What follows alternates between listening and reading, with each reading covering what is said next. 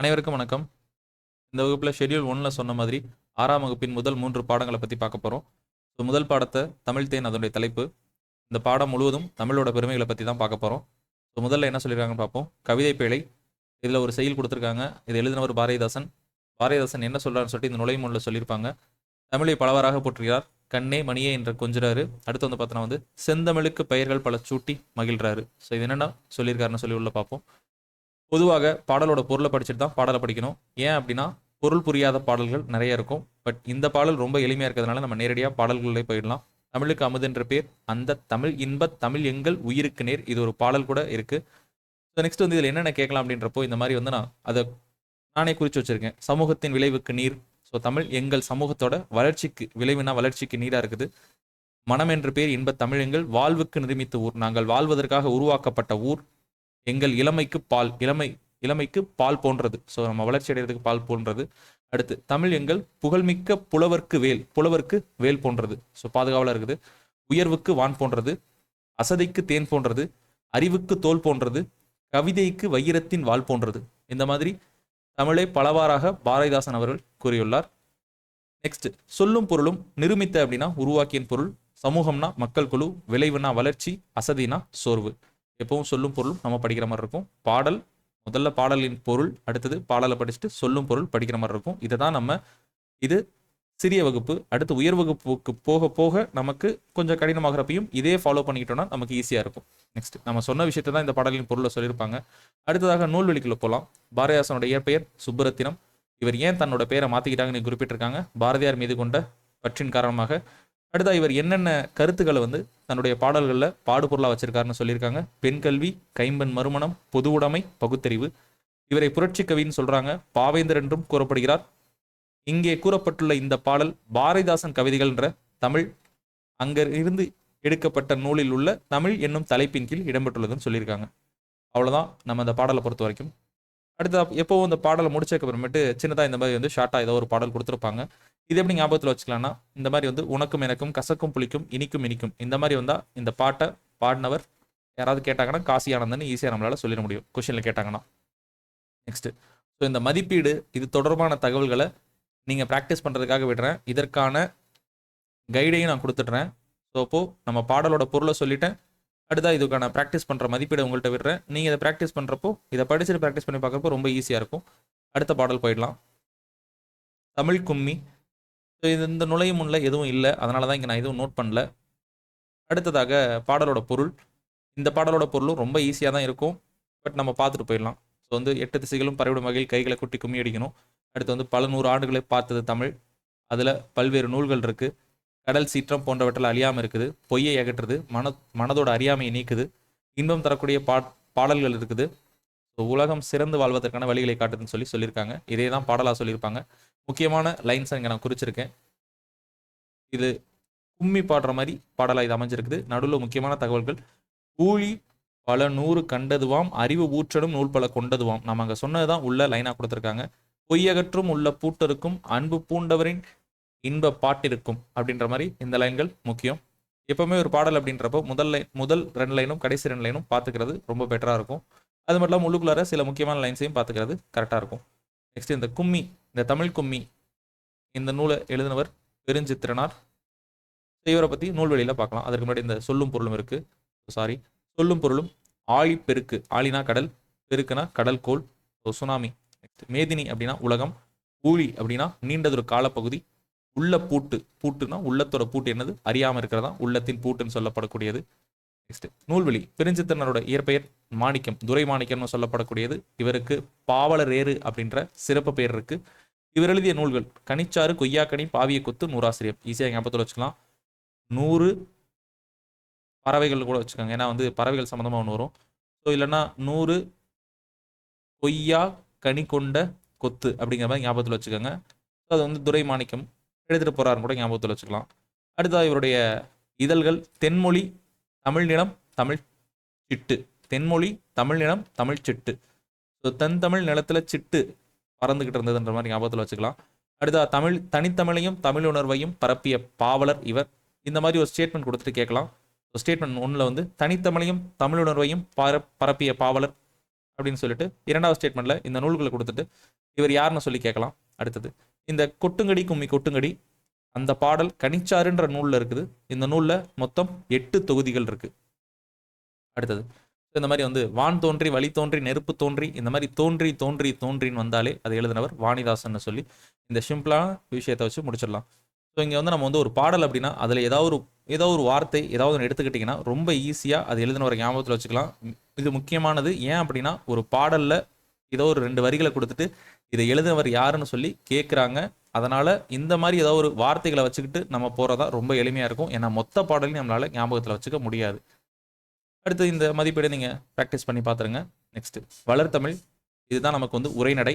So தமிழை பற்றி இதில் வந்து பேச போகிறாங்க. நுழையும் உள்ள இங்கே எதுவும் கிடையாது, நான் பார்த்துட்டேன். அடுத்ததாக ஸோ மொழி அப்படின்றத என்னன்னு சொல்ல வராங்க. ஸோ உயிரினங்கள்கிட்டருந்து மற்ற உயிரினத்திலிருந்து நம்மளை வேறுபடுத்தி காட்டுறது மேம்படுத்தி காட்டுறது இதுதான். உலகத்தில் 6000க்கும் மேற்பட்ட மொழிகள் இருக்குது. அதில் சிலவற்றிற்கு தான் இந்த பேச்சு வடிவம் எழுத்து வடிவம் அப்படின்றது 2மே இருக்குது. நெக்ஸ்ட்டு செம்மொழி. ஸோ இலக்கிய வளம் பெற்று திகழக்கூடியது சில மொழிகள் தான். அதை தான் நம்ம செம்மொழின்னு சொல்லி சொல்கிறோம். ஸோ தமிழ் இலக்கியத்தில் ஓசை இனிமை, சொல்லினிமை, பொருள் இனிமை இந்த மாதிரி 3மே நம்ம தமிழ் இலக்கியத்தில் இருக்குது. அடுத்த பாரதியார் சொல்லியிருக்கக்கூடிய 2 முக்கியமான வரிகள், யாமறிந்த மொழிகளிலே தமிழ் மொழி போல் இனிதாவது எங்கும் காணும் அப்படிங்கிறதும், என்று பிறந்தவள் என்று உணராத இயல்பினலாம் எங்கள் தாய் அப்படிங்கிற லைனும் முக்கியமானது. இது 2 சொன்னவர் யாருன்னு சொல்லி கேட்கலாம், பாரதியார். அதுக்கப்புறம் இங்கே என்ன சொல்லியிருப்பாங்க அப்படின்னா தொல்காப்பியத்தை பற்றி சொல்லியிருப்பாங்க. அதாவது ரோடுன்னு ஒரு விஷயம் இருந்தால் தான் ரோட் ரூல்ஸ்ன்றது இருக்கும்.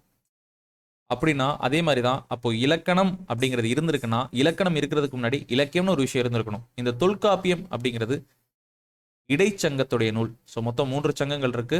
முதற் சங்கம், இடைச்சங்கம், கடைச்சங்கம். இதுல முதற் சங்கத்துடைய நூல் அகத்தியம், அது அழிஞ்சு போயிருச்சு.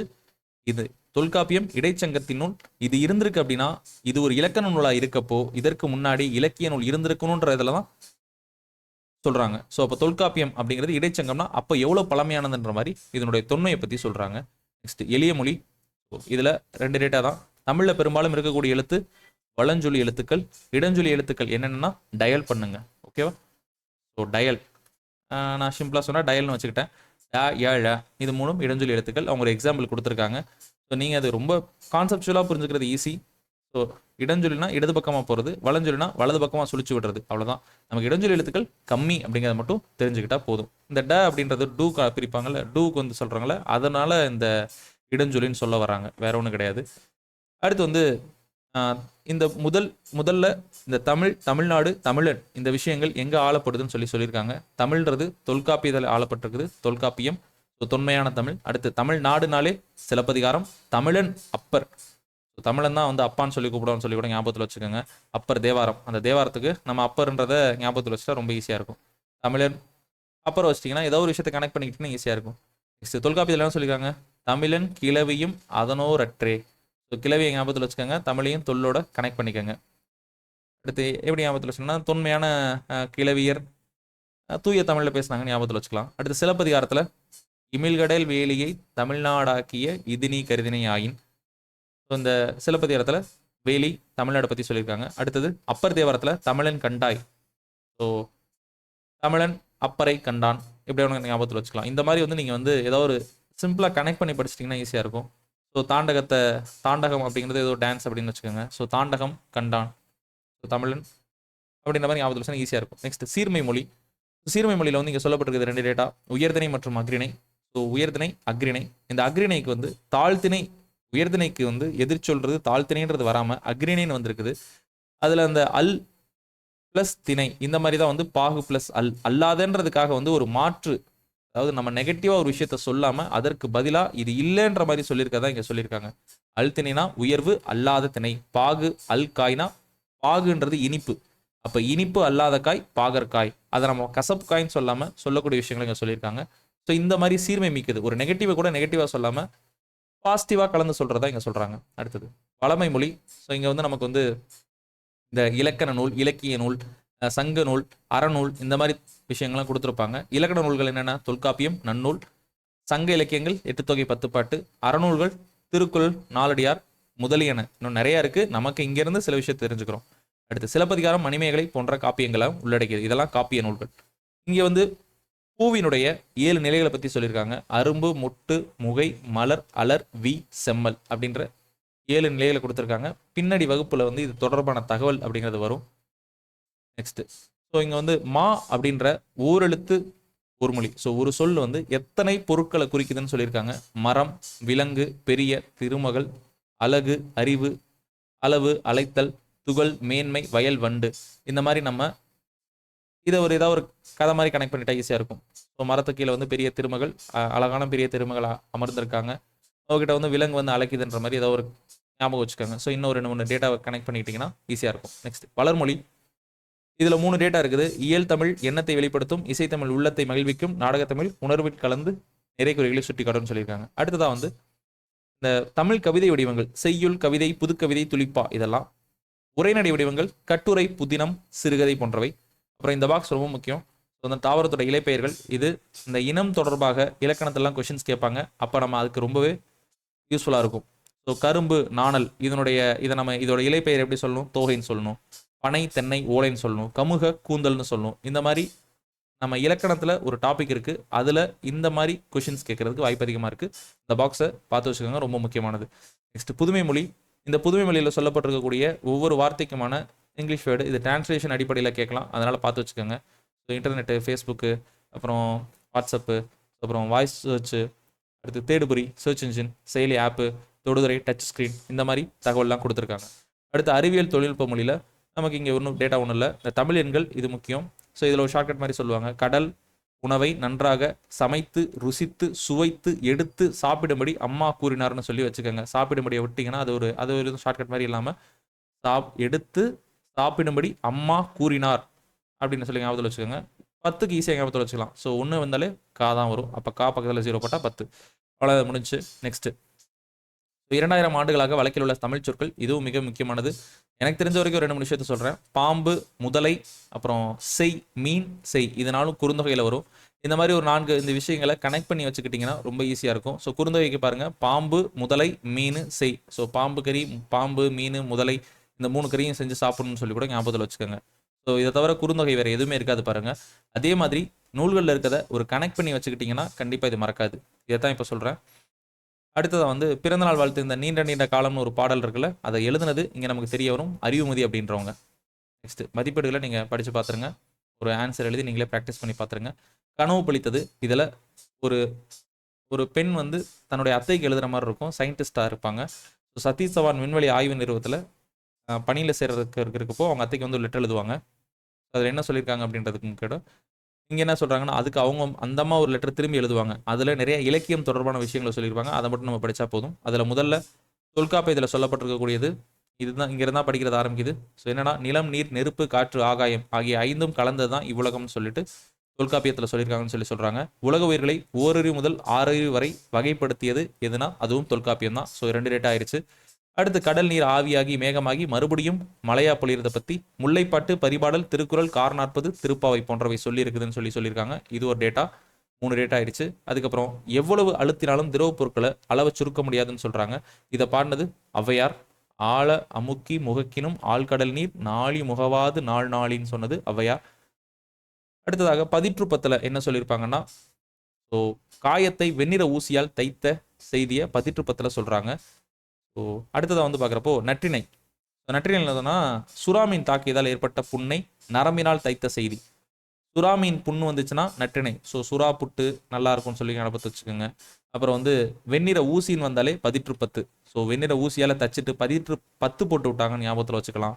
இந்த மாதிரி நம்ம ஏதோ ஒன்று அது கூட சேர்ந்து நம்ம படிச்சுக்கணுன்றதுக்காக தான் நான் ஒவ்வொரு விஷயத்துக்கும் ஏதாவது ஒன்று சொல்கிறது. அப்புறம் ஆளை அமுக்கி முகக்கினும். ஸோ ஔவையாருக்கு வந்து ஆள் அமுக்கி முகக்கினும். ஸோ அந்த வார்த்தை ரொம்ப அழகாக இருக்குது. நாளி முகவாது நாள் நாளி அப்படின்ற அந்த இது வந்து ஔவையார் தான் சொன்னாங்கிறத சொல்கிறப்போ நமக்கு சில விஷயங்களை அந்த எதுகை முனையோட அழகாக படிக்கிறப்போ அது வந்து மறக்காமல் இருக்கும். அடுத்து இந்த இலக்கியத்தில் கடல் நீர் ஆவியாகிய விஷயத்த சொல்கிறதுல முல்லைப்பாட்டு, பரிபாடல், திருக்குறள் 40, திருக்குறள், கார் 40, திருப்பாவை, இதெல்லாம் பார்த்து வச்சுக்கோங்க. நெக்ஸ்ட், இந்த பாடல் வரிகள் முக்கியமானது. ஸோ தொல்காப்பியத்தில் சொல்லப்பட்டிருக்கிறது நிலம், தீ, நீர், வலி, விசும்புடு 5. அடுத்து கடல் நீர் உகந்த கமஞ்சூல் எழிலி. ஸோ கடல் நீர், கடலு, காரு, கடலுக்கு காரில் போகிறது. வெள்ளூசி 10, ஊசினாலே 10 தான். அடுத்து சுறா நற்றிணை, கோச்சுரா நற்றிணை. ஸோ நல்ல சுறாக்கறி அப்படின்னு ஞாபகத்தில் வச்சுக்கோங்க. அடுத்து கலிலியோ சொன்னது திருவள்ளுவ மாலையில் என்ன சொன்னார்னா, தொலைவில் உள்ள பொருளை பக்கத்தில் எப்படி பார்க்கணுன்றத நம்ம திருவள்ளுவ மாலையில் கபிலர் சொல்லியிருக்காரு. திணையளவு போதா சிறு புல் நீர் நீண்ட பனையளவு காட்டும்னு சொல்லியிருக்காரு. ஸோ இதுவும் ஒரு முக்கியமானது. அவ்வளோதான், இங்கே வேறு எதுவும் இருக்காது. அடுத்தா இந்த தமிழில் பயின்ற அறிவியல் அறிஞர்களை பற்றி சொல்லியிருக்காங்க. ஏபிஜே அப்துல் கலாம் அவர்கள், மயில்சாமி அண்ணாதுரை அவர்கள், டாக்டர் கை சிவன் அவர்கள். ஸோ இவ்வளோதான் இந்த பாடத்தை பொறுத்த வரைக்கும். நெக்ஸ்ட்டு ஸோ இலக்கணத்தை பொறுத்த வரைக்கும் தமிழ் எழுத்துக்களின் வகையும் தொகையும். ஸோ இலக்கணத்தில் டோட்டலாக 5 வகை இருக்குது தமிழ் இலக்கணத்தில். அதில் முதல்ல வந்து எழுத்துன்றதை ஆரம்பிக்கிறாங்க. எழுத்தில் ஒளி வடிவமாக எழுப்பப்படுவதும் வரி வடிவமாக எழுதப்படுவதும் தான் எழுத்துன்னு சொல்கிறாங்க. இதில் 2 வகையாக உயிரெழுத்துக்கள் மற்றும் மெய்யெழுத்துக்கள்னு சொல்லி பிரிப்பாங்க. ஸோ அது இல்லாமல் ஆயுத எழுத்து வரும். உயிரெழுத்துன்றது இயல்பாக வெளிப்படுறதா உயிரெழுத்து. வாயை திரைத்தல், உதர்களை விரித்தல், உதர்களை குவித்தல் போன்ற செயல்பாடுகள் உருவாது. டோட்டலாக 12 உயிரெழுத்துக்கள். அப்புறம் மெய்யெழுத்துக்களை பொறுத்த வரைக்கும் ஸோ அதுக்கு முன்னாடி இந்த குரில் நெடில்னு சொல்லுவாங்க. ஸோ குரில் நெடில் அது எடுத்துக்கொள்ளக்கூடிய மாத்திரையின் அளவை பொறுத்தது குரில் மற்றும் நெடில். மாத்திரை அப்படின்னா என்னன்னா, கண் இமைக்கவோ கை நொடிக்கவோ ஒரு தடவை கண் இமைக்கிறதோ ஒரு தடவை கை நொடிக்கிறதோ ஆகிற காலம் தான் மாத்திரைன்னு சொல்கிறாங்க. ஸோ குரில் எழுத்துக்கு 1 மாத்திரை, நெடில் எழுத்துக்கு 2 மாத்திரை. மெய் எழுத்துக்களை பொறுத்த வரைக்கும் புள்ளி வைத்த எழுத்துக்கள் டோட்டலாக 18. மெயினா உடம்பு. மெய் எழுத்துக்களை ஒலிக்கிறதுக்கு உடலோட இயக்கம் மிகவும் முக்கியமானது, அதனால தான் அப்படி சொல்கிறாங்க. இதில் ஒரு 3 பிரிவுகள் இருக்குது: வல்லினம், மெல்லினம், இடையினம். இது தொடர்பாக நம்ம பின்னாடி அடுத்தடுத்த பாடங்களில் பெரிய அளவுலேயே பார்ப்போம். மெய் எழுத்துக்கள் ஒலிக்கும் கால அளவு அரை மாத்திரை. ஸோ வல்லினத்தை பொறுத்த வரைக்கும் இவை வன்மையாக ஒலிக்கும். மெல்லினம் நம்ம மூக்கிலிருந்து ஒலிக்கும். இடையினம் எரள வளல, ஸோ நம்ம கழுத்து பகுதியிலிருந்து ஒலிக்கும். அவ்வளோதான். நெக்ஸ்ட்டு ஒலிப்பை பார்த்து நம்ம இப்போ சொன்னதான் தகவலாக கொடுத்துருக்காங்க. உயிர்மை அப்படின்றது மெய் எழுத்துக்களுடன் உயிரெழுத்துக்களும் சேர்ந்து உருவாகுது உயிர்மெய் எழுத்துக்கள். டோட்டலாக 216 உயிர்மெய் எழுத்துக்கள் இருக்குது. அடுத்து ஆயுத எழுத்துக்கள் அப்படிங்கிறது ஸோ அக் எனப்படக்கூடியது ஆயுத எழுத்து. ஆயுத எழுத்துக்கும் வெறும் அரை மாத்திரை தான். அவ்வளோதான். முதல் பாடத்தை பொறுத்த வரைக்கும் இவ்வளோதான். இதை தாண்டி மொழியை ஆள்வோம், இதெல்லாம் நமக்கு வந்து ப்ராக்டிஸ் பண்ணுறதுக்கான கொஷின்ஸ் கொடுத்துருப்பாங்க. அதை நம்ம ப்ராக்டிஸ் பண்ணி பார்க்கணும். நெக்ஸ்ட் கடைசியாக வந்து இந்த கலை சொல் அறிவோம், இதுவும் நம்ம படிக்கிற மாதிரி இருக்கும். ஏன் அப்படின்னா நம்ம எக்ஸாமில் இது சம்மந்தமான கேள்வி கேட்குறாங்க. டிரான்ஸ்லேஷன் கொஸ்டின்ஸ் தான் இருக்குது. கிளாக் வைஸ்னா வலஞ்சொலி அந்த மாதிரி விஷயங்களை பார்த்து வச்சுக்கோங்க. அடுத்ததாக 2வது பாடம் இயற்கை இன்பம். இந்த பாடம் ஃபுல்லாக இயற்கையை பற்றி தான் பேச போகிறோம். ரொம்ப எளிமையாக இருக்கும். போன பாட அளவுக்குலாம் டைம் ஆகாது. சிலப்பதிகாரம் முதல்ல பாடலை பொறுத்த வரைக்கும் நுழையும் முன்ன பெருசாக ஒன்றும் இருக்காது. நம்ம இது பாட்டுக்குள்ள என்ட்ராயிடலாம். பாடலோட பொருளை நீங்கள் படிச்சுக்கோங்க. எனக்கு இது தெரியுன்றதுனால நான் ஈஸியாக சொல்லிடுறேன்.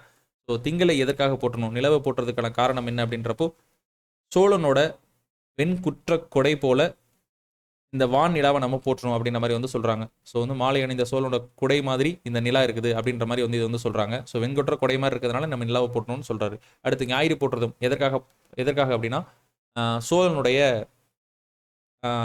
தேரோட சக்கரம் மாதிரி இருக்கிறதுனால நம்ம ஞாயிறு போட்டுறது மட்டும் சொல்கிறாங்க. ஸோ அது என்ன பண்ணுதுன்னா, அப்படி தேர் மாதிரி இருந்துட்டு இமயமலை இங்கே மேருன்னு சொல்லப்படக்கூடியது இமயமலை, அதை வந்து வளமுறுதுன்னு சொல்கிறாங்க.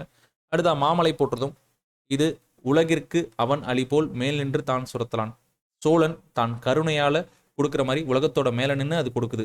இந்த காரணங்களால் நம்ம மலையை போட்டணும் அப்படின்னு சொல்லிட்டு 3 விஷயங்களையும் இந்த மன்னனை வச்சு அதை பெருமைப்படுத்துறாரு. ஸோ மன்னனை பெருமைப்படுத்தி அதுக்கப்புறம் அதை வந்து சொல்கிறாரு. ஸோ இதை வந்து பாடினவர் நம்ம இளங்கோவடிகள். இதற்கான பொருளை தான் இங்கே கொடுத்துருப்பாங்க. நெக்ஸ்ட் சொல்லும் பொருளும். திங்கள்னா நிலவு, கொங்கு மகரந்தம், மலர்தல், திகிரினா ஆணை சக்கரம், பொற்கோட்டு பொன்மயமான கோடு அப்படின்னாலே சிகரம். பின்னாடி நம்ம வரும் பாடங்களில் நிறைய படிப்போம் இந்த வார்த்தையை. மேருனா இமயமலை, நாமநீர் அச்சம் தரும் கடல், அலி அப்படின்னா கருணை. அடுத்த பாடலோட பொருள் நம்ம அங்கே சொன்னதான். ஸோ இங்கே வந்து இந்த தேன் நிறைந்த ஆத்தி மலர் மாலையை அணிந்தவன். ஆத்தி மலர், ஸோ சோழர்களின் மாலை ஆத்திமலர்னு சொல்லப்படக்கூடியது. அவ்வளோதான் இங்கே சொல்லியிருக்கக்கூடியது. நெக்ஸ்ட் வந்து ஸோ நூல்வழி அப்படின்றப்போ சிலப்பதிகாரம் காப்பியத்தை இயற்றியவர் இளங்கோவடிகள். இவர் சேர மன்னர் மரபை சார்ந்தவர். இவருடைய காலம் என்னன்னா 2ஆம் நூற்றாண்டு, கிபி 2ஆம் நூற்றாண்டு. 50 காப்பியங்கள் ஒன்று. இதற்காக பல்வேறு பெயர்கள் இருக்குது. முத்தமிழ் காப்பியம், குடிமக்கள் காப்பியம்னா சொல்லப்படக்கூடியது. தமிழின் முதல் காப்பியம் சிலப்பதிகாரம் தான். சிலப்பதிகாரமும் மணிமேகலையும் இரட்டை காப்பியம் அழைக்கப்படுது. இயற்கை வாழ்த்துவதாக இந்த நூல் தொடங்குறப்பே இப்படி தான் தொடங்கும். ஸோ வாழ்த்து பகுதியாக நமக்கு கொடுத்துருக்காங்கன்னு சொல்லி இதோட இதை முடிக்கிறாங்க. நெக்ஸ்ட் வந்து காணி நிலம். இது வந்து பாரதியார் அவர் இயற்கையை வர்ணித்து பாடினது. ஸோ அவர் என்ன கேட்குறாருன்னா, எனக்கு ஒரு நிலம் வேணும் பராசக்திகிட்ட, காணி நிலம் வேணும் பராசக்தி, காணி நிலம் வேண்டும். அங்கே என்ன வேணுமா? ஸோ வந்து நல்ல மாடம், நல்ல தூண் இருக்கக்கூடிய, நல்ல மாடம் இருக்கக்கூடிய அந்த நிலத்தில் ஒரு வீடு வேணும், ஒரு மாளிகை வேணும். அதுக்கு பக்கத்தில் ஒரு கேணி இருக்கணும். அந்த கேணி பக்கத்தில் தென்னை மரம் இருக்கணும். அதில் 10-12 இளநீர் இருக்கணும். அடுத்து வந்து பார்த்தோன்னா அந்த அப்படி இளநீர் இருக்கக்கூடிய தென்னை மரம் வேணும். ஸோ நல்லா முத்துச்சுடர் போல நிலா ஒளி என் முன்னாடி வந்து நிற்கணும். அப்போ அங்கே உட்காந்துட்டு இருக்க மாதிரி அங்கே ஒரு குயிலோசை கத்தணும், அதை எனக்கு கேட்கணும், அது என் காதில் வந்து விழணும். அப்புறம் தென்றல் காற்று வீசணும், அதனால் என்னோட மனம் குளிரணும். ஸோ வந்து என்னோட சித்தம்னா என்னோட மனம் மகிழ்ந்துடணும் அப்படின்ற மாதிரி வந்து கேட்பாரு. ஸோ இதுதான் வந்து இங்கே சொல்லியிருக்காங்க. சொல்லும் பொருளும். காணி அப்படிங்கிறது நில அளவை குறிக்கும் சொல். மாடங்கள்லாம் மாளிகை நடுக்குகள். சித்தம் அப்படிங்கிறது உள்ளம். நெக்ஸ்ட் ஸோ பாடல் பொருள் நம்ம சொன்னதான். உன்னூல்வெளி 20ஆம் நூற்றாண்டின் இணையற்ற கவிஞர். இயற்பெயர் கொடுத்துருக்காங்க சுப்பிரமணியன். இளமையிலேயே பாடக்கூடிய கவிபாடம் திறன் பெற்றவர். தன்னுடைய 11 வயதில் பாரதி பட்டம் பெற்றார் எட்டயபுரம் மன்னரால். அடுத்து வந்து விடுதலை உணர்வு ஊட்டினார் பாடல் மூலமாக. அப்புறம் நாட்டுப்பற்றும் மொழிப்பற்றும் மிக்க பாடல்களை பாடியிருக்காரு. மண்ணுரிமைக்காக பெண்ணுரிமைக்காக பாடியிருக்காரு. ஸோ இது எல்லாமே நமக்கு வந்து ஸ்டேட்மெண்ட் டைப்பாக கேட்கலாம். அடுத்து பாஞ்சாலி சபதம், கண்ணன் பாட்டு, குயில் பாட்டு போன்ற பல நூல்களை இயற்றியுள்ளார். நம்ம சிலபஸ் வைஸ் வந்து நிறைய விஷயம் தமிழில் பார்ப்போம். அப்போ நமக்கு இன்னும் தெளிவாக புரிய வரும். பாரதியார் கவிதைகள்ன்ற தொகுப்பில் இந்த பாடல் முன்னாடி சொல்லப்பட்டுள்ள பாடல் வந்து உள்ளதுன்னு சொல்லி சொல்கிறாங்க. அவ்வளோதான். நெக்ஸ்ட் சிறகின் ஓசை, பறவைகளை பற்றி இந்த பாடத்தில் சொல்ல போகிறாங்க. உண்மையாக சொன்னால் இது வந்து நம்ம சிலபஸில் பெருசாக இல்லை. ஆனால் நம்ம வந்து உள்ளுக்குள்ள இருக்கக்கூடிய நம்ம இலக்கியம் தொடர்பான சில தகவல் வந்திருக்கு, அதை நம்ம பார்த்துட்டு போயிடலாம். ஸோ பறவைகளோட இடம்பெயர்தல் இது வந்து நமக்கு பேசிக்காக இருக்கக்கூடிய சில டேட்டாவும் தெரிஞ்சுட்டு போயிடும். பறவைகள் இடம்பெயர்தல் என்ன சொல்கிறாங்க? வலசை போதல் அப்படின்னு சொல்லிட்டு சொல்கிறாங்க. ஸோ அது எதற்காக வலசை போகுதுன்னா உணவு, இருப்பிடம், தட்பவெப்பநிலை மாற்றம், இனப்பெருக்கம் ஆகியவற்றிற்காக இடம்பெறுது. நிலவு, விண்மீன், புவியீர்ப்பு புலம் இதை அடிப்படையாக கொண்டுதான் பறவைகள் இடம்பெயருது. நிலவு, விண்மீன், புவியீர்ப்பு புலம், அவ்வளோதான். இங்கே வேற எதுவும் டேட்டா கிடையாது. ஸோ சில பறவைகள் பொறுத்த வரைக்கும் ஒரு ஒரு போகிறதுக்கு ஒரு பாதையும் வர்றதுக்கு ஒரு பாதையும் இருக்குமா. நிறைய பறவைகள் வந்து ஒரே பாதையில் போயிட்டு ஒரே பாதையில் திரும்பி வந்துருமா. இந்த மாதிரி தகவல் இந்த இடத்துல கொடுத்துருப்பாங்க. அடுத்ததா சிறகடிக்காமல் கடலையும் தாண்டி பறக்கும் பறவையை பற்றி ஒன்று கொடுத்துருக்காங்க. அதற்கு பேர் கப்பல் பறவை. அதற்கு வேறு பெயர்கள் இருக்குது. கப்பல் கூளைக்கடா, கடற்கொள்ளை பறவை. ஸோ இது வந்து 400 கிலோமீட்டர் வரைக்கும் தரையிறங்காமையில் பறக்குன்றாங்க. அப்புறம் வலசை போதல் அப்போ என்னென்ன மாற்றம் ஏற்படும்? தலையில் சிறகு வளரும், இறகுகளின் நிறம் மாறும், உடலில் கற்றையா முடி வளரும்னு சொல்கிறாங்க. ஸோ தமிழ்நாட்டுக்கு வந்து பறவைகள் வலசை வருவதை பற்றி இலக்கியத்தில் சொல்லியிருக்காங்க. ஸோ 1500 ஆண்டுகளுக்கு முன்பு சத்தி முத்தப்புலவர் நாராய் செங்கல் நாராயன்ற பாட்டை பாடியிருக்காரு. அந்த பாடலையே தென் திசை குமரி ஆடி வடதிசைக்கு ஏகுவீராயின் அப்படின்ற அடிகள் வந்து வலசை போனதை பற்றி சொல்லுது. நெக்ஸ்ட் சிட்டுக்குருவியை பற்றி பேச வந்துருவாங்க. இதில் ஆண் குருவி மற்றும் பெண் குருவி இதற்கான 2 டிஃபரன்ஸ் கொடுத்துருப்பாங்க. ஆண் குருவிக்கு தொண்டை பகுதி கருப்பாக இருக்கும், உடல் பகுதி அடற்பழுப்பாக இருக்கும். பெண் குருவிக்கு மங்கிய பழுப்பு நிறத்தில் தான் இருக்கும் உடம்பு முழுசும். நெக்ஸ்ட் சிட்டுக்குருவியை பொறுத்த வரைக்கும் கூடு கட்டி வாழும். ஸோ ஓரளவு ஒரு 14 நாள் அடக்காதுட்டு 15ஆம் நாளில் குஞ்சு பொரிக்கும். அடுத்தா இந்தியா முழுவதும் நம்ம சிட்டுக்குருவியில் பார்க்கலாம். இமயமலையில் 4000 மீட்டர் உயரத்தில் கூட இதை பார்க்கலாம்னு சொல்லி சொல்கிறாங்க. இதனுடைய வாழ்நாள் 10லிருந்து 13 ஆண்டுகள். அதுக்கப்புறம் இது அழியிறது காரணம் கொடுத்துருக்காங்க. பூச்சிக்கொல்லி, கூடு கட்டுறதுக்கு ஏதுவாக இப்போதைக்கு இல்லை. செயற்கை வேலி, புதர்ச்செடி இல்லை. உணவுக்கு மற்ற பறவைகளோட போட்டிடுது. இந்த காரணங்களை தான் சொல்கிறாங்க. அடுத்து இதை பாதுகாக்கிறது நம்ம என்ன பண்ணணும்? ஆள், அரசு போன்ற மரங்களை, அது மட்டும் இல்லாமல் அவரை, புடலை போன்ற கொடிகளை வளர்க்கணும். அப்புறம் பூச்சிக்கொல்லி இதெல்லாம் பயன்படுத்தக்கூடாதுன்றாங்க. நெக்ஸ்ட் காக்கை குருவி எங்கள் ஜாதின்னு பாடினவர் யாருன்னா பாரதியார். அந்த தகவலை இங்கே கொடுத்துருக்காங்க. அப்படி இந்த பாக்ஸ் வந்து ரொம்ப முக்கியம். ஸோ இந்தியாவின் பறவை மனிதர், இது சோசியலையும் ஒரு டேட்டா. டாக்டர் சலீம் அலி, ஐயனமரப்போ இவர் சம்பந்தமான சில தகவல்களை எக்ஸ்ட்ரா நம்ம பார்ப்போம். ஸோ இந்தியாவின் பறவை மனிதர் அப்படின்னு சொல்லி இவர் அழைக்கப்படுறார். சிட்டுக்குருவியின் வீழ்ச்சி இது இவருடைய வாழ்க்கை வரலாற்று நூல், சிட்டுக்குருவியின் வீழ்ச்சி அப்படிங்கிறது. அடுத்து மனிதன் இல்லாத உலகில் பறவைகள் வாழ முடியும், பறவைகள் இல்லாத உலகத்தில் மனுஷன் வாழ முடியாதுன்னு சொல்றவர் சலீம் அலி. ஆர்டிகாலான்றது உலகத்திலேயே நெடுந்தொலைவு பறக்கக்கூடியது, 22,000 கிலோமீட்டர். பறவை பற்றி படிக்கக்கூடிய படிப்பு ஆர்னித்தாலஜி. உலக சிட்டுக்குருவினால் மார்ச் 20. இவ்வளோதான் இங்கே நம்ம படிக்க வேண்டிய தகவல். நெக்ஸ்ட் கிழவனும் கடலும். இந்த கதையில் பெருசாக ஒன்றும் இருக்காது. அதாவது வந்து நம்ம சிலபஸ்க்கு தேவையான ஒன்றும் இருக்காது. நீங்கள் வேணா இந்த ஒரு 2 டேட்டா மட்டும் நோட் பண்ணி வச்சுக்கோங்க. 1954ஆம் ஆண்டு இந்த நூல் கிழவனும் கடலும் அப்படிங்கிறது நோபல் பரிசு பெற்றிருக்குது. இதனுடைய ஆசிரியர் எர்னஸ்ட் ஹெமிங்கே. அவ்வளோதான். இந்த பாடத்தை நீங்கள் பெருசாக படிக்கிற மாதிரி இருக்காது, ஒன்றுமே இருக்காது இந்த பாடத்தில். ஏன்னா அது குழந்தைகளுக்கு தேவையான அளவுக்கு தான் இருக்கும். நெக்ஸ்ட் முதலெழுத்தும் சார்பெழுத்தும். ஸோ முதலெழுத்து அப்படிங்கிறது உயிரெழுத்தும் மெய்யெழுத்தும் ஆகிய 30 எழுத்துக்கள் தான் உயிரெழுத்துக்கள். உயிரெழுத்துக்கள். ஏன் அப்படின்னா மற்ற எழுத்துக்கள் உருவாகிறதுக்கு காரணமாக இருக்கிறதுனால இதை முதலெழுத்து அப்படின்னு சொல்லி சொல்கிறாங்க. இவற்றை சார்ந்து வரக்கூடியவை சார்பெழுத்துக்கள். முதலெழுத்துக்களை சார்ந்து வரக்கூடிய சார்பெழுத்துக்கள். அதுக்கான 10 வகையை சொல்லியிருக்காங்க. ஒவ்வொரு பாடத்திலையும் ஒரு 2 சொல்லி முடிச்சிருவாங்க. உயிர்மை, ஆயுதம், உயிரலப்படை, ஒற்றலப்படை, குற்றியலுகரம், குற்றியலிகரம், ஐகார குறுக்கம், அவகார குறுக்கம், மகர குறுக்கம், ஆயுத குறுக்கம். உயிர்மை அப்படிங்கிறது உயிரெழுத்தும் மெய்யெழுத்தும் ஒன்று சேர்வதால் உருவாவது. உயிர் மெய்யெழுத்தோட ஒளி வடிவம் மெய்யும் உயிரும் சேர்ந்ததாக இருக்கும்னு சொல்லி சொல்றாங்க. அடுத்து வரி வடிவம் மெய்யெழுத்தை ஒத்திருக்கும், ஒலிக்கும் கால அளவு உயிரெழுத்தை ஒத்திருக்கும்னு சொல்லி சொல்றாங்க. வரி வடிவம் மெய்யெழுத்தை ஒத்திருக்கும், கால அளவு உயிரெழுத்தை ஒத்திருக்கும்னு சொல்லி சொல்றாங்க. ஆயுதம் அப்படிங்கிறது 3 புள்ளிகளை உடையது. இதற்கு பல்வேறு பெயர்கள் இருக்கு. முப்புள்ளி, முப்பாறு புள்ளி, தனிநிலை, அக்கேனம்னு சொல்லி சொல்றாங்க. அடுத்த தனக்கு முன் ஒரு குறிலையும் இதோடைய ரூல்ஸ் என்ன அப்படின்னு சொல்லி பார்த்தோம்னா, இதுக்கு முன்னாடி எப்பவும் ஒரு குறில் இருக்கும், இதற்கு பின்னாடி எப்பவும் ஒரு வல்லின மெய் எழுத்து இருக்கும். இதால தனித்து இயங்க முடியாது. உயிரை மையம் சார்ந்து தான் இது வரும். அதனால இது சார்பெழுத்துன்னு சொல்லி சொல்றாங்க. ஸோ இதோட இலக்கணம் அப்படிங்கிறது முடிஞ்சிருச்சு. நெக்ஸ்ட் இதற்காக கொடுக்கப்பட்டுள்ள இதெல்லாம் நீங்க நோட்ஸ்ல கொடுக்குறேன், அதை பார்த்துக்கோங்க.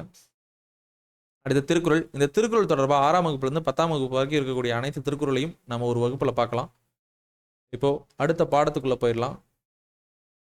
3வது பாடம் எந்திர உலகம். இந்த பாடம் ஃபுல்லா நம்ம இயந்திரம் சம்பந்தமா, அறிவியல் சம்பந்தமா தான் பார்க்க போறோம். முதல் பாடல் அறிவியல் ஆத்திச்சூடி.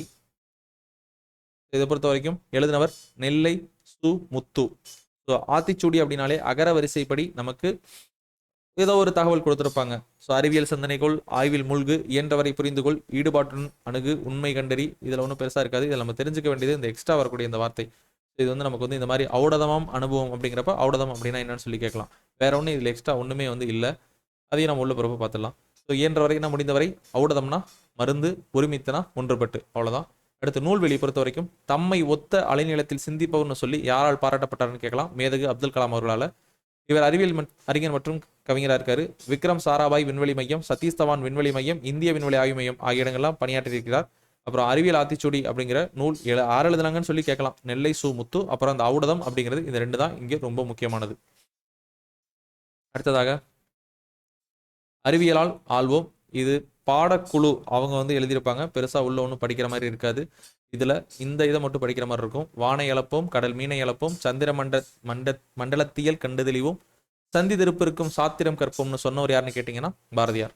அவ்வளவுதான். நெக்ஸ்ட் கணியனின் நண்பன். ஸோ இதுல ரோபோ பத்தி பார்க்க போறோம். ஸோ ஒரு பையன் வீட்டுக்கு வரான். வீட்டில் எந்திரம் இருக்குது, ரோபோ ஒன்று இருக்குது. அந்த ரோபோ பேசுது. அது என்னென்ன பேசுதுன்ற பார்ப்போம். ஸோ இங்க இருந்தா படிக்கிறது மாதிரி இருக்கும். காரல் கபெக் அப்படிங்கிறவர் செக் நாட்டை சேர்ந்த நாடக எழுத்தாளர். இவர் 1920 நாடகம் ஒன்றில் ரோபோன்ற சொல்லை பயன்படுத்துறாரு. அந்த ரோபோ அப்படின்றதோட பொருள் அடிமை. அது அப்படியே வழக்கத்துக்கு வந்துருச்சு. ரோபோன்ற வார்த்தை வழக்கத்துக்கு வந்துருச்சு. அதுக்கப்புறம் பார்த்தோம்னா மனுஷன் ஒரு வேலையை கண்டினியூஸாக பண்ணிக்கிட்டே இருக்கிறதுக்கான அதை நம்ம அவனுக்கு சலிச்சு போயிடுது. ஸோ அப்போ அதே ஒரே வேலையை திரும்ப திரும்ப பண்ணுறதுக்காக உருவாக்கப்பட்டதான் ஆட்டோமேஷன் சொல்றது. தானியங்கின்னு சொல்லுவாங்க தமிழில். ஸோ நுட்பமான கடினமான ஒரே மாதிரி வேலையை மனுஷனோட விரைவாக செய்யக்கூடியதான் தானியங்கின்னு சொல்லி சொல்றாங்க. இதை இயக்கிறதுக்கு ஒரு கணினி தேவைப்படும். ஒரு ப்ரோக்ராம் நம்ம போட்டு வச்சு கம்ப்யூட்டர்ல போட்டு வச்சாதான் அது ஒர்க் ஆகும். அடுத்ததாக இந்த தானியங்கி அப்படின்னா என்னன்னு சொல்லி பிரிட்டானிக்கா ஒரு விளக்கம் கொடுத்துருக்கோம். மனிதனோட முயற்சிக்கு பதிலாக தானே இயங்கக்கூடியதுன்னு சொல்லியிருக்காங்க. ஸோ இதை சொல்றது பிரிட்டானிக்கா. அடுத்தது இந்த நுண்ணுணர்வு கருவிகள், அதாவது சென்சார்ஸ் அப்படிங்கிறத பத்தி இங்க பேசுறாங்க. ஸோ தானியங்கில இயங்குறதுக்கு சென்சார்ஸ் அப்படிங்கிறது ரொம்ப முக்கியம். நெக்ஸ்ட் ஸோ இந்த மாதிரி சில எக்ஸாம்பிள்ஸ் கொடுத்துருப்பாங்க பாருங்க. ஸோ இதெல்லாம் ஆட்டோமேஷன். ஸோ தானியங்கி அடிப்படையில் தானாகவே அதுங்க ஆப்ரேஷன் பண்ணுது. அது மட்டும் இல்லாமல் சிப்பு ப்ரொடியூஸ் பண்ணுறதா இருக்கட்டும். நீங்கள் நிறையா ஆட்லலாம் பார்க்கலாம். ஸோ இந்த கூல்ட்ரிங்க்ஸ்லாம் உருவாக்கக்கூடியது, இந்த மாதிரி பல்வேறு விஷயங்களில் ஆட்டோமேஷன் அப்படிங்கிறது யூஸ் பண்ணுறாங்க. தானியங்கிறத யூஸ் பண்ணுறதை இங்கே சொல்லியிருக்காங்க. நெக்ஸ்ட் இது மட்டும் இல்லாமல் பெருங்கடலோட ஆழம், வெப்பநிலை, உரைநிலைக்கு கீழே இருக்கக்கூடிய துருவ பகுதிகள் எல்லாத்துக்கும் போகிறதுக்கு இந்த மாதிரி ஆட்டோமேஷன்ஸை யூஸ் பண்ணிக்கிறாங்க.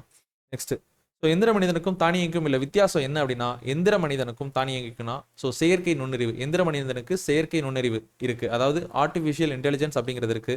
தானியங்கிக்கு அது கிடையாது. அவ்வளோதான் டிஃப்ரெண்ட்.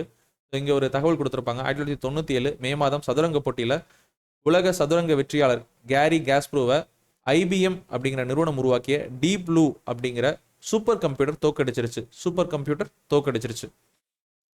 சோஃபியா அப்படிங்கிறது உலகத்திலேயே முதன்முறையாக சவுதி அரேபியா ரோபோவுக்கு குடியுரிமை கொடுத்துருக்காங்க. Saudi Arabia. ஸோ ஐநா சபையும் புதுமைகளின் வெற்றியாளர் அப்படிங்கிற பட்டத்தை கொடுத்துருக்காங்க. ஸோ ஐநா சபை உயிரில்லாத ஒருத்தருக்கு பட்டம் கொடுக்கறது இதான் முதல் தடவைன்னு சொல்லியிருக்காங்க. நெக்ஸ்ட் அடுத்ததாக ஒளி பிறந்தது. அப்துல் கலாம் அவர்களோட நேர்காணல் தொடர்பான விஷயத்த சொல்லியிருக்காங்க. இங்க இருந்தா ஆரம்பிக்கும். என்ன அப்படின்னா நிமிஷம். ஸோ இங்க என்ன இவருக்கோட அறிவியல் சிந்தனைகளுக்கு காரணம் என்ன அப்படின்றப்போ ஃபர்ஸ்ட் பறவைகள் எப்படி பறக்குது அப்படின்னு சொல்லி இவர் யோசிச்சதான் அப்படின்னு சொல்லியிருப்பாரு. அடுத்ததாக இவருக்கு பிடித்த நூல் கேட்டிருக்காங்க. அது திருக்குறள்னு சொல்லியிருக்காங்க. அறிவற்றம் காக்கும் கருவி சிறுவார்க்கும் உள்ளளிக்கலாகாளரன் அப்படிங்கிற குரல் அவருக்கு ரொம்ப பிடிக்கும்னு சொல்றாரு. அடுத்து வேற என்ன இன்னொரு புத்தகத்தை சொல்லியிருப்பாரு. லில்லியன் வாட்சன் எழுதிய விளக்குகள் பல தந்த ஒளி அப்படிங்கிற நூலும் பிடிக்கும்னு சொல்லியிருக்காரு. அதுல அவர் என்னத்தை கத்துக்கிட்டாருன்னா அறிவு, தன்னம்பிக்கை, மகிழ்ச்சி ஆகியவற்றை கத்துக்கிட்டாரு. நெக்ஸ்ட் வந்து இவர் எதுல ரொம்ப சந்தோஷப்பட்டாருன்னு சொல்லியிருப்பாங்க. போலியோல பாதிக்கப்பட்ட 3 கிலோ எடையுள்ள செயற்கைக்காலை தூக்கிட்டு போறதுக்கு பதிலாக இவர் வெறும் 300 கிராம் எடை கொண்டு கார்பன் இலைகளால செயற்கைக்கால் உருவாக்கியிருப்பாங்க. இதற்காக ரொம்ப சந்தோஷமா இருப்பேன்னு சொல்லுவாரு. அப்புறம் சுதந்திர இந்தியாவோட வெற்றிகளை என்னென்ன விஷயங்கள் சொல்றாங்கன்னு சொல்லி கேட்கிறப்போ உணவு உற்பத்தி, தன்னிறைவு, தகவல் தொழில்நுட்பத்துறை ஐடியில், அப்புறம் செயற்கைக்கோள் ஏவும் திறன், அணு உலைகள் மூலம் மின்சாரம் தயாரிக்கிறது, மருத்துவ முறைகள், அப்புறம் அக்னி பிருத்வி போன்ற ஏவுகணை, இந்த விஷயங்கள்லாம் சொல்லியிருக்காரு. இது நம்ம கேட்கறதுக்கெல்லாம் பெருசாக ஒன்றும் இல்லை. நம்ம அக்னி பிருத்வி இந்த விஷயங்களுக்குலாம் இவர் தான் வந்து ஹெட்ன்ற விஷயத்தை தெரிஞ்சுக்கலாம். அடுத்தது கடலுக்கடியில் மனிதரால் கண்டறியப்படாத ஏராளமான தாவரம்லாம் இருக்குது. இந்த விஷயத்தை வந்து நம்ம நிறையா செக் பண்ணோம் அப்படின்றப்போ அது மட்டும் இல்லாமல் எய்ட்ஸ் போன்ற நோய்களுக்கு தடுப்பு மருந்து கண்டறியப்படலாம் இப்படிங்கிற மாதிரியும் அப்துல் கலாம் சொல்லியிருக்காரு.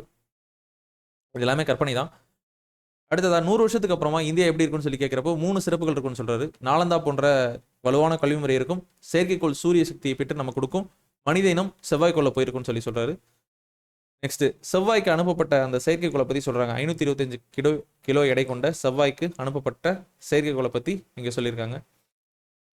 அடுத்தது அறிவியலோட அடிப்படை என்னன்னு சொல்லி கேட்டீங்கன்னா கேள்வி கேட்கிற மனப்பான்மைன்னு தான் சொல்லியிருப்பாரு. குழந்தைகள் தான் இவ்வுலகத்தோட முதல் விஞ்ஞானிகள் அப்படிங்கிற மாதிரி சொல்லியிருப்பாரு. ஸோ இவ்வளவுதான் இங்க இருக்கு. வெற்றி அடையக்கூடிய வழிகள் 2ன்னு சொல்லியிருக்காரு. அறிவியலுக்கும் அனைவரோட பேச்சையும் கேட்கணும், வியர்வை வியர்வை வியர்வை அதாவது உழைக்க சொல்லியிருக்காரு. இவ்வளவுதான் இங்க. அடுத்தது மொழி முதல் மற்றும் இறுதி எழுத்துக்கள். ஸோ எல்லா எழுத்துக்களும் முதலையும் வராது, எல்லா எழுத்துக்களும் கடைசிலையும் வராது. ஸோ எது ஃபர்ஸ்ட் வரும் எது லாஸ்ட் வரும்னு சொல்லி தெரிஞ்சுக்கலாம். அடுத்ததா எது முதல்ல வரலாம் எது கடைசியில் வரலாம் அப்படின்ற மாதிரி பார்க்கலாம். ஸோ மொழி முதல் எழுத்துக்கள் அப்படிங்கிறதுல ஆக்சுவலாக இதில் எப்படி கேட்பாங்க அப்படின்னு சொல்லிடுறேன். இங்கே நமக்கு வந்து ஏதாவது ஒரு வரிசையை கொடுத்துட்டு ஏதாவது ஒரு வார்த்தையை கொடுத்துட்டு இந்த மாதிரி வருமான்ற மாதிரி தான் கேட்கறதுக்கு வாய்ப்புகள் அதிகம். அதை தவிர வந்து வேற வந்து கேட்கறதுக்கு வாய்ப்புகள் ரொம்ப ரொம்ப குறைவு. ஸோ இங்கே உள்ள பொறுப்பு உங்களுக்கு தெளிவாக புரியும். ஸோ கா, ச, த, ந, ப, ம ஆகிய வரிசைகள் இருக்கக்கூடிய எல்லா எழுத்துக்களும் முதல்ல வரும்னு சொல்கிறாங்கல்ல. ஸோ இது நமக்கு வந்து ஒரு ஸ்டேட்மெண்ட் வந்து நமக்கு இங்கே இது ஒரு கண்டிஷன் சொல்லலாம். இது வந்து கண்டிஷன். அப்போ நமக்கு இதற்காக வார்த்தைகளை தான் கொடுப்பாங்க. அதனால் நம்ம வார்த்தைகளை மேக்ஸிமம் பார்த்தா போதும். ஸோ இங்கே அடுத்ததாக வந்து ஒரு சொல் கொடுத்துருக்காங்க ஞனம் அப்படின்னு சொல்லி. இந்த ஞனம் அப்படிங்கிறது தனித்து இந்த காலத்தில் இயங்கலை, அப்போ இருந்திருக்குது. ஞனம்ன்றது இப்போ ஆனால் தனித்து இயங்கலை. அதற்கு பதிலாக அங்கனம், இங்கனம், எங்கனம் அப்படிங்கிறதுல மட்டும் வருதுன்னு சொல்லியிருக்காங்க. அப்புறம் இந்த ஞா ஞா, யா யா, வா இந்த இதிலலாம் முதல்ல வரும் இறுதியில் வரும் இந்த மாதிரி விஷயங்கள்லாம் இருக்குல்ல. ஸோ இங்கே வந்து நம்ம வந்து இதெல்லாம் உள்ளுக்குள்ளே போய் பெருசாலாம் நீங்கள் ஒன்றும் பார்க்க வேணாம். ஏன் அப்படின்னா அதிகமாக கேட்கறதுக்கு வாய்ப்புகள் கிடையாது. நமக்கு வார்த்தை ரீதியாக தான் கேட்கறதுக்கு வாய்ப்புகள் இருக்குது. இங்கே வந்து பார்த்தீங்கன்னா மொழிக்கு முதலில் வராத எழுத்துக்கள் இதை நீங்கள் பார்த்தாலே ஓரளவுக்கு வந்து நமக்கு வந்து தெரிஞ்சிடும். இந்த டா, ந, ரா, ல, ழ, ல, ர, ந இதில் வந்து பார்த்தீங்கன்னா இந்த ரலாம் பார்த்தீங்கன்னா ரம்பம்ன்றது வரும். அடுத்து வந்து ராஜ்குமார் இந்த மாதிரிலாம் வரப்போ நமக்கு வந்து இந்த மாதிரி கொஷின்ஸ் அப்படி தான் கேட்பாங்க. அப்போ ராஜ்குமார் அப்படிங்கிறது இது கரெக்டா அப்படின்ற மாதிரி கேட்பாங்க. அப்போ நமக்கு அது சரியானது வந்து நம்ம வந்து பண்ணணும். ஸோ பிழை திருத்துக்க அந்த மாதிரி விஷயத்தில் தான் கேட்கறதுக்கு வாய்ப்புகள் அதிகம். அப்புறம் அந்த ட தொடர்பாக ஏதாவது வார்த்தைகள் இருந்துச்சுனாலோ இந்த லட்சம் அப்படின்னு சொல்லி கொடுக்குறாங்க அப்படின்னாலோ நமக்கு அதை பார்க்குறப்ப சரின்னு தெரியும். ஆனால் அது நம்ம இலக்கணப்படி தவறு. அந்த மாதிரி தான் இந்த இது வந்து கேட்குறது வாய்ப்பு இருக்குது. அடுத்து ஆயுத எழுத்து சொல்லில் முதலில் வராது, இது நமக்கே தெரியும். அடுத்து யாவ ஞாயா ஞாங்க யாவ ஓகேவா. ஸோ இதெல்லாம் பொறுத்த வரைக்கும் வந்து மொழியோட முதல்ல வருவதா, மொழியில் முதல்ல சில எழுத்துக்கள் மட்டும் வர்றதை தவிர வேறு எதுவும் வராதுன்னு சொல்கிறாங்க. இந்த டமாரம், ரம்பம் இதெல்லாம் பிறமொழி சொற்கள் அப்படின்னு சொல்லிட்டு இதோட முடிச்சுடுறாங்க. மொழி இறுதி எழுத்துக்கள் இதுல இந்த உறிஞ்ச், விரிந்த், அவு இந்த இது மட்டும் வந்திருக்குன்னு சொல்லியிருக்காங்க. அடுத்த அந்த ஞான நமன இதுல ஒரு குறிப்பிட்ட இது மட்டும் தான் வரும். ஞான நாம அடுத்து வந்து பார்த்தீங்கன்னா இந்த நான் வந்துருச்சு. அடுத்து ய ர ல வ ல ல பார்த்தீங்கன்னா இது ஈஸியாக இருக்கும். ஸோ இது இந்த ஒரு ஏரியா வரும். அடுத்து மெல்லினத்தில் பார்த்தீங்கன்னா ஒரு 5 எழுத்து வரும். அப்போ நமக்கு மொழி இறுதி எழுத்துக்கள் வரும், இந்த இதெல்லாம் வரும். அடுத்ததாக வந்து உயிர்மெய்யா எல்லா இடத்துலையும் வரும்னு சொல்கிறாங்க. ஓகேவா. ஸோ அவ்வளோதான். அடுத்து மொழியோட இறுதியில் வராத எழுத்துக்கள்னு சொல்லி சில எழுத்துக்கள் கொடுத்துருக்காங்க. உயிரெழுத்து தனித்து வராது. அடுத்தா உயிரெழுத்துக்கள் மெய் எழுத்துக்களோட சேர்ந்து உயிர்மெய்யா மட்டும்தான் வரும்ன்றாங்க. அடுத்ததா அளபெடை எழுத்துக்களில் இடம்பெறப்போ உயிரெழுத்துக்கள் இறுதியில் வரும், அளபெடையில் வரும். இது செய்யுள்ள மட்டும் தான் பயன்படுத்துகிறோம். ஏன்னா வந்து தனியாக நமக்கு நார்மலாக யூஸ் பண்ணுற வேர்ட்ஸில் வராது. அடுத்து ஆயுத எழுத்து இறுதியில் வரவே வராது. அப்புறம் அந்த கசட தபர ப்ளஸ் இங்கு இந்த இருக்குல்ல அந்த இங்கு, இக்கு இங்கு, இச்சு, இட்டு இத்து இப்பு இரு இந்த 7 மெய் எழுத்துக்களும் இறுதியில் வராது. அப்போ கார்த்திக் அப்படின்னா அதெல்லாம் வராது. ஸோ இந்த மாதிரி வந்துச்சுன்னா உங்களுக்கு கேட்குறது இப்படி தான் இருக்கும். ஸோ கார்த்திக் இது வந்து சரியா பிழை நீக்கி எழுதுகன்னு சொல்லி கொடுப்பாங்க. மார்க்கெட் அப்படின்னா இப்போ இது வந்து தப்பு. அந்த இட்டுன்றது கடைசியில் வந்து நமக்கு வந்து வருவதில்லைன்னு சொல்லியிருக்காங்க. அப்போ இது தவறாக இருக்குன்னு நம்ம வந்து தெரிஞ்சுக்கணும். அவ்வளோதான். அடுத்ததா வேற என்னன்னா சொல்லின் இடையில் வரும் எழுத்துக்கள். சொல் மெய்யெழுத்து 18 இடையில வரும், உயிர்மை எழுத்துக்கள் இடையில வரும், ஆயுத எழுத்துக்கள் இடையில் மட்டும்தான் வரும், அளபெடையில் மட்டும்தான் உயிர் எழுத்துக்கள் இடையில வரும். ஸோ இது தொடர்பாக ஃபியூச்சரில் அதாவது உயர் வகுப்புகளில் படிக்கலாம்னு சொல்லி முடிச்சிருப்பாங்க. அவ்வளோதான். அடுத்தா வந்து இந்த இடத்துல வந்து சர் சி.வி. ராமன் 1921ஆம் ஆண்டு ஏன் வந்து கடல் நீல நிறமாக தெரியுதுன்னு சொல்லி கப்பலில் போகிறப்ப யோசிச்சதுனால இங்கே வந்துட்டு இந்த நிறமாலை மானி இதெல்லாம் யூஸ் பண்ணி நிறைய ஒரு சயின்டிஸ்ட் சம்மந்தமாக நிறையா கண்டுபிடிச்சிருப்பாரு சயின்ஸ் சம்மந்தமாக. அதான் வந்து நமக்கு வந்து ராமன் விளைவுன்னு சொல்லி சொல்கிறாங்க. அது என்னன்றதை நம்ம ஒளியியல் அங்கே போகிறப்ப நான் தெளிவாக சொல்கிறேன். இங்கே வந்து நமக்கு வந்து பிப்ரவரி 28ஆவது நாள் அப்படி அவருக்கு நோபல் பிரைஸ் கிடைச்ச அந்த பிப்ரவரி 28 தான் தேசிய அறிவியல் தினமாக கொண்டாடுறாங்கன்னு சொல்லி சொல்கிறாங்க. நோபல் பரிசை பெற்று தந்த அந்த கண்டுபிடிப்பை வெளியிட்ட நாள் தான் நமக்கு தேசிய அறிவியல் தினமாக நம்ம கொண்டாடிட்டு இருக்கோம். ஸோ அவ்வளோதான் இதை பொறுத்த வரைக்கும். இதுக்கப்புறம் நீங்கள் அந்த எப்போவும் நம்ம அந்த டிரான்ஸ்லேஷன் இதெல்லாம் பார்த்து வச்சுக்கோங்க. வேறு இதெல்லாம் ப்ராக்டிஸ் பண்ணி பார்த்துட்டிங்கன்னா இதற்கான இதை கொடுத்துட்றேன், கைடை கொடுத்துட்றேன். ஸோ ப்ராக்டிஸ் பண்ணிட்டீங்கன்னா இது முடிஞ்சிடும். அது இல்லாமல் ஒன்லைனர் ஒன்று இருக்குது, அதையும் நான் ஷேர் பண்ணுறேன். அதையும் வச்சு பாடங்களை அப்படியே நீங்கள் லைட்டாக ரீட் பண்ணுங்கள். ஸோ ப்ளஸ் ஏற்கனவே படித்தவங்களுக்கு ரிவிஷன் பண்ணுறதுக்கு வேணால் இதை யூஸ் பண்ணிக்கோங்க. புதுசாக படிக்கிறவங்களுக்கு இதில் என்ன முக்கியம் அப்படிங்கிறத தெரிஞ்சுக்கிறதுக்கு யூஸ் பண்ணுங்கள். அவ்வளோதான். ஸோ அடுத்த வீடியோவில் நாளைக்கால லைவில் பார்ப்போம். நன்றி, வணக்கம்.